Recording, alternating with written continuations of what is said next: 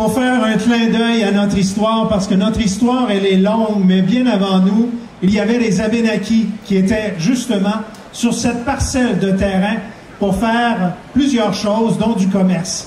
J'ai invité Harold Gilbert, artiste et metteur en scène, avec toute son équipe, à nous offrir une prestation qui nous révélera une partie de notre histoire.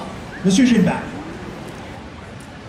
Bon, comme il y a des joueurs de trompette et de tambour là, qui sont en train de se préparer pour jouer tantôt, je ne perdrai pas de temps, je vais me présenter tout de suite. Je m'appelle Farlot. Moi, je suis le fils d'un des premiers squatteurs qui est venu s'établir ici fin des années 1600. Mais je ne vous dirai pas mon nom de famille, par exemple, parce que les squatteurs, c'était du monde qui avait fait des affaires pas correctes à le job, puis des fois qui s'en venaient par ici. Ça fait que j'ai pas envie que la milice de Québec retontisse ici, parce qu'un des joueurs de trompette est allé bavasser que le gars à chose qui avait volé une poule puis un âne à un tel à Pointe-Lévis, s'est ramassé ici à Sartigan. Sartigan, au cas où vous ne le sauriez pas, là, c'est le nom de la place où ce qu'on est présentement. Sartigan, là, ça vient du mot Méchatigan. Méchatigan, c'est le nom de la rivière, là. La rivière qui est juste là, puis qui déborde le printemps avec les grosses glaces. Puis ce nom-là, Méchatigan, ça veut dire rivière ombreuse ou rivière qui fait du bruit. Puis l'autre petite rivière là, qui est là, elle, d'après ce que mon père m'a dit, elle s'appellerait Mataka. Mais Mataka, je ne sais pas trop ce que ça veut dire. Mais ce que je sais par contre, c'est que Mataka, c'est un mot abénaki. Parce que mon père, quand il est retourné par ici, là, il pensait d'entendre juste le bruit du vin, le bruit de l'eau, puis le bruit des oiseaux. Ben non! Ça parlait et tout. Ça parlait parce qu'il y avait des familles abénakis qui s'étaient installées ici.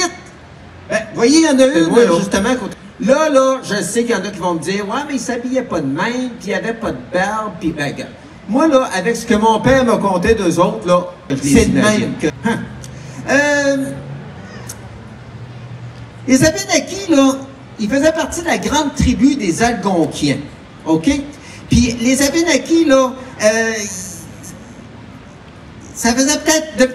Ce que vous voyez là, ça fait peut-être 1000 ans qu'ils se promènent d'ici jusque sur le bord de l'océan dans l'Est, complètement à l'Est. Où est-ce que les Anglais sont à cette heure, là? Ça fait que les places que vous appelez là, Old Orchard puis Ogunquit, ben eux autres, là, ils allaient là-bas, là. Ils partaient d'ici, ils allaient là-bas, ils revenaient de là-bas, ils revenaient ici. Puis eux autres, là, ils n'avaient pas besoin de remplir ce que vous appelez Arrive-Can, là. Ils n'avaient pas de ligne, tu sais. Ça fait que... Et en passant, Ogunquit, c'est un mot abénaki, ça et tout. Ça fait que les Abénakis, ou les Abénakis, il faudrait dire, ils se promenaient d'un territoire à l'autre au gré de la chaleur puis du fret. Puis quand ils trouvaient une place comme ici, là, où est-ce que c'était cultivable, ben, ils s'installaient un peu plus longtemps. Parce que les Abénakis, même si c'était des chasseurs autant que les autres Indiens, là, leur force, c'était l'agriculture. Ben, vous voyez, la femme était en train de jouer dans ses plantes, là. Elle était en train, je ne sais pas, de préparer chaque remède ou chaque repas. Parce que les Abénakis connaissaient toutes des plantes. Ils pouvaient guérir n'importe quoi avec ça. C'était du monde en santé. C'est juste de valeur que quand les Blancs sont arrivés des Europes, ils ont emporté toutes les maladies avec eux autres. Et ils ont emmené la diphtérie, la variole, la rougeole, la grippe, le scorbut, tout. Puis la plupart des Abénakis sont tous morts à cause de ça. En tout cas, une méchante gang. Puis là, c'est ça. En même temps, le monde des Europes, c'était pas le monde qui était le plus propre sur la Terre. Là. Et quand on dit que même le roi de France, là, il se fardait puis il se mettait du parfum au lieu de se laver, ça cachait peut-être ses maladies, mais je veux dire, ça cachait peut-être sa crasse, mais ça cachait pas ses maladies. Puis même s'il avait mis un masque, là, lui, là, ça n'aurait pas donné grand-chose. Hein. Mais en revenant aux Abénakis ici, là, on est en 1646. Ils n'ont pas encore vu d'hommes blancs. Puis, eux autres, ils ont compris qu'en s'installant ici, là, ils allaient pouvoir cultiver, puis ils allaient pouvoir vivre, parce que les deux rivières, elles se rencontrent. Ça veut dire qu'il y a plus de poissons, puis ça veut dire que les animaux viennent s'abreuver, ça fait que c'est bon pour la chasse. Puis là, vous voyez, là, le monsieur, là, l'homme Abénaki, il est en train de montrer à ses gars à filer des bouts de bois avec des roches pour être capable de pêcher avec. Puis la femme, finalement, elle tresse. Je pensais qu'elle était en train de tresser. Parce que les Abénakis, là, ils étaient très bons dans le tressage. Ils prenaient les écorces des arbres, toutes sortes d'affaires, les quenouilles, puis ils se faisaient des wigwams, ils se faisaient des canots, ils se faisaient des ratchets, ils se faisaient toutes sortes d'affaires. Puis ça, ils montraient ça à leurs enfants. C'était bien important, les enfants pour les Abénaquis. Puis, il va vous dire une affaire, ils les punissaient jamais. Quand les enfants y avaient fait de quoi de pas correct, là, ils lui contaient une histoire avec des animaux pour leur faire comprendre le bon sens. Puis, ça fait que c'était bien mieux que les punir. Ça fait que c'est comme s'ils contaient une fable avec une morale. Ça fait que vous voyez que La Fontaine, l'autre bord de l'océan, là, il n'a pas inventé grand-chose. Puis les Abénaquis aussi, là, ils étaient bons dans, comme je vous disais, dans la culture, ils étaient capables de faire pousser n'importe quoi. Un exemple, ils mettaient le blé d'Inde avec les haricots. Là, les haricots poussaient autour du blé d'Inde.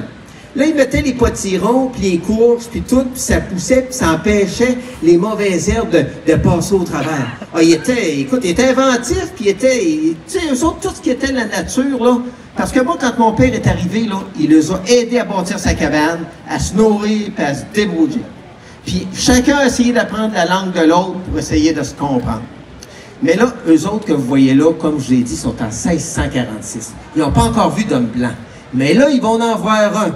Il s'en vient là-bas. Ça, c'est le père Gabriel Drouillette. Ça, c'est le premier blanc qui est venu ici, à Sartigan, qui a passé ici. Lui, là, il est parti de Syrie. C'est un missionnaire, là, mais il était autant explorateur.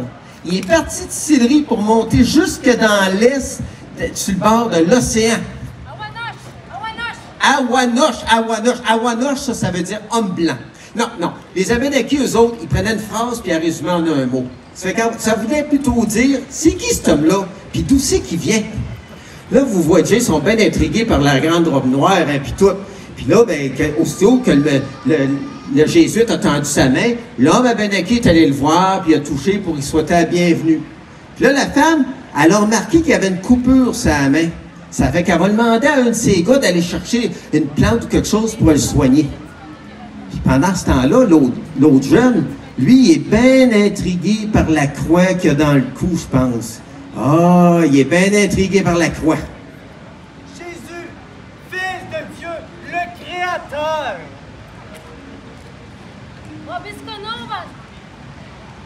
Oh, Niwaskowogan. Ça, c'était le nom qu'ils donnaient à leur Créateur, à leur grand esprit. Hey, vous voyez, juste en montrant les deux ciels de la terre, ils ont compris qu'ils parlaient de la même affaire. Niwaskowogan, là, c'était ni un homme ni une femme. C'était comme vous diriez aujourd'hui, qui est non-genré. Puis Niwaskowogan, là, la femme est en train d'expliquer aux Jésuites que lui, là, à un moment donné, il a mis le bruit puis la lumière sur la terre. Puis là, il a demandé à une grosse tortue de sortir de l'eau puis de faire les montagnes, les vallées, tout le paysage. Puis après ça, Niwaskowogan, il s'est endormi puis il a rêvé aux hommes, aux femmes, aux animaux. Quand il s'est réveillé, son rêve était réalisé. Vous voyez qu'il n'y a pas grande différence entre Niwaskowogan et notre bon jeune, nous autres, qui a fait ça en 6 jours, hein? Là, le père Drouillette, ben, il ne restera pas ici bien longtemps parce qu'il y a une grande route à faire pour aller jusqu'à l'océan. Puis quand il va revenir de là, il va avoir eu assez de misère qu'il va avoir été pris pour manger le cuir de ses ratchettes puis de ses bottes. Mais quand il va repasser ici à Sartigan, c'est sûr qu'il y a un Abénaki qui va être ici pour l'accueillir, puis l'aider, puis le soigner.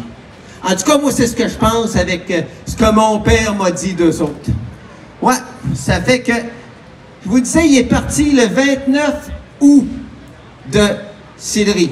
Ça fait qu'imaginez que si ça y a pris 4 jours pour monter jusqu'ici, le père Drouillette, ça veut dire que ce que vous voyez là, ça s'est passé exactement il y a 376 ans, jour pour jour.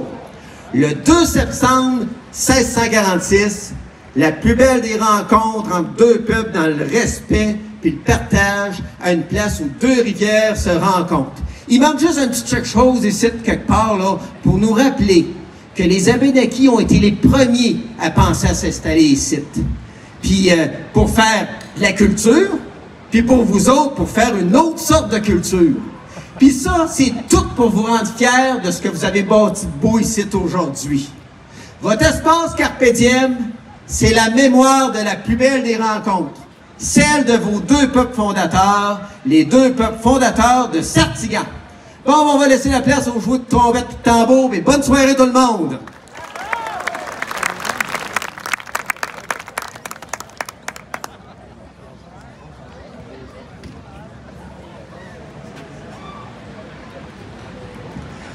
Avant de céder la place à la musique royale au 22e régiment,